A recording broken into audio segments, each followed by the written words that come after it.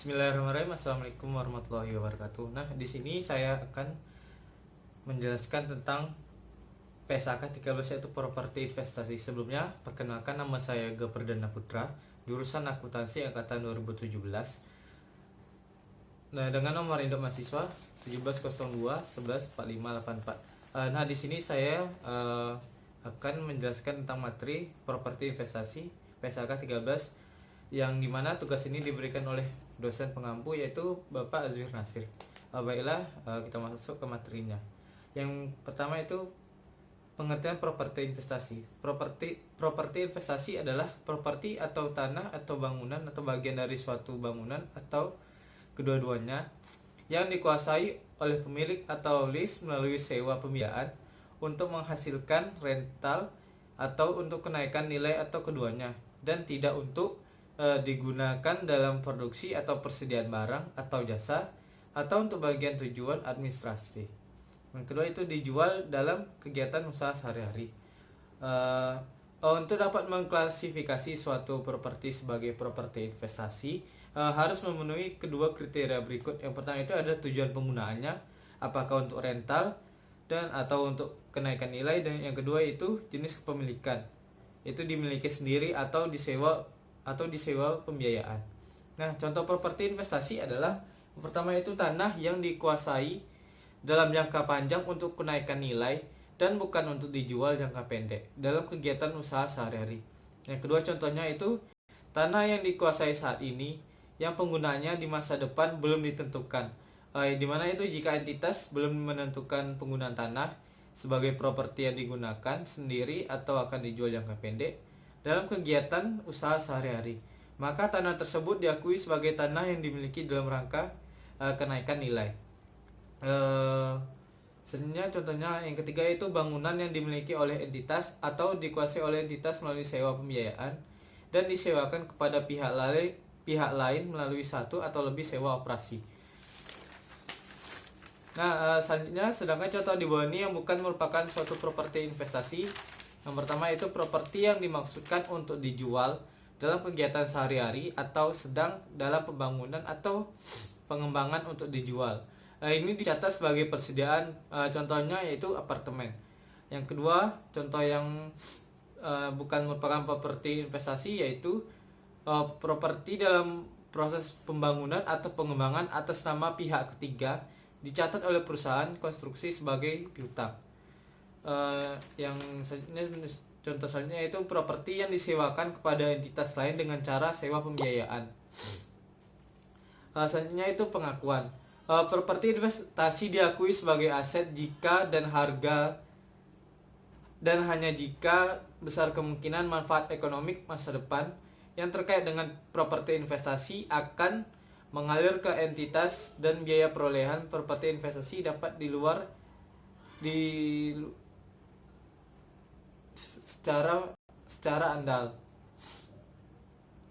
Selanjutnya itu pengukuran. Properti investasi pada awalnya diukur sebesar biaya perolehan. Biaya transaksi termasuk dalam pengukuran awal tersebut. Biaya perolehan properti investasi adalah harga pembelian dan setiap pengeluaran yang dapat diatribusikan secara langsung, seperti biaya jasa hukum, pajak peralihan properti, dan biaya transaksi lainnya. Biaya perolehan investasi tidak termasuk yang pertama itu biaya perintisan, yaitu kecuali biaya yang diperlukan untuk membawa properti ke kondisi yang diinginkan sehingga dapat digunakan sesuai dengan maksud manajemen. Yang kedua itu kerugian operasional yang terjadi sebelum properti investasi mencapai tingkat hunian yang direncanakan. Yang selanjutnya yang ketiga contohnya yang tidak termasuk biaya perolehan investasi itu jumlah yang tidak normal, bahan baku, tenaga kerja, dan atau sumber daya lain yang terjadi selama masa pembangunan atau pengembangan properti. Biaya perolehan awal hak atas properti yang dikuasai secara sewa dan dikelompokkan sebagai properti investasi yang mengacu pada PSAK 30 sewa, yaitu aset diakui pada jumlah mana yang lebih rendah antara nilai wajar properti dan nilai kini dari pembayaran sewa minimum. Setelah pengakuan awal, entitas dapat memilih antara model nilai wajar atau model biaya untuk kebijakan akuntansi atas seluruh properti investasinya. Untuk properti yang dikuasai melalui sewa, operasi diklasifikasikan sebagai properti investasi, yang dimana harus diukur menggunakan model nilai wajarnya. Tidak dapat diukur secara andal atas dasar berkelanjutan dan harus diukur dengan model biaya. Selanjutnya itu dalam beberapa kasus pada sebuah tanah dan atau bangunan ada bagian yang disewakan, namun ada juga bagian yang dipergunakan sendiri oleh entitas untuk operasional perusahaan. Dalam kasus ini, apabila dapat dipisahkan bagian-bagian yang disewakan dan dipergunakan sendiri oleh perusahaan atau bagian-bagian yang dijual, maka bagian properti dicatat secara pisah. Artinya pada suatu tanah dan atau bangunan akan ada bagian properti yang dicatat sebagai aset tetap atau persediaan. Ada juga bagian yang dicatat sebagai properti investasi. Namun jika bagian-bagian tersebut tidak dapat dipisahkan, maka dicatat sebagai bagian yang lebih signifikan.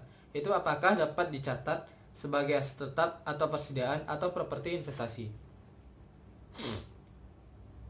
Menurut PSHK 13, jika selain menyewakan tanah dan atau bangunan, entitas juga memberikan jasa tambahan kepada penghuni atau penyewa properti, maka jika tambahan jasa signifikan terhadap keseluruhan perjanjian dicatat sebagai properti investasi. Contohnya kos-kosan. Dalam hal ini ketika pemilik bangunan menyediakan jasa keamanan dan pemeliharaan kepada penyewa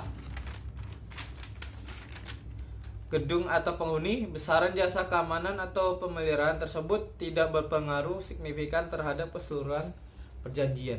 Alasannya itu jika tambahan jasa berpengaruh cukup signifikan terhadap keseluruhan perjanjian, maka diakui aset tetap. Contohnya hotel. Dalam usaha hotel, jasa yang diberikan oleh pihak hotel, pelayanan kamar seperti pelayanan kamar, penyediaan makanan, laundry dan lain-lain, itu lebih signifikan dibanding sewa kamarnya. Maka hotel bukan merupakan properti investasi, namun aset tetap bagi pemiliknya. Yang selanjutnya itu jika tambahan jasa berpengaruh sangat signifikan terhadap keseluruhan perjanjian, maka tidak dicatat sebagai properti investasi.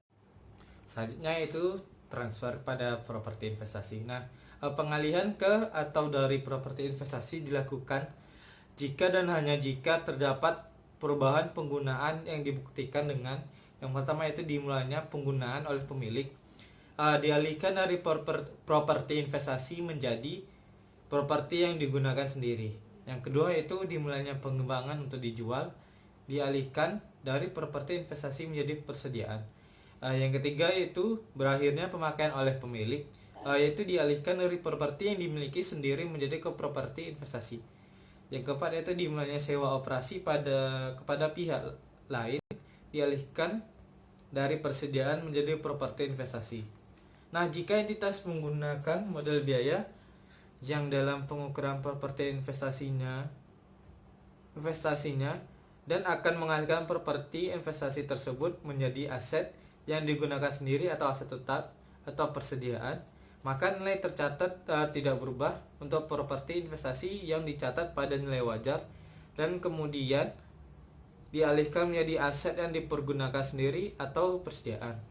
Akuntansi selanjutnya mengacu pada PSHK 16 dan PSHK 14,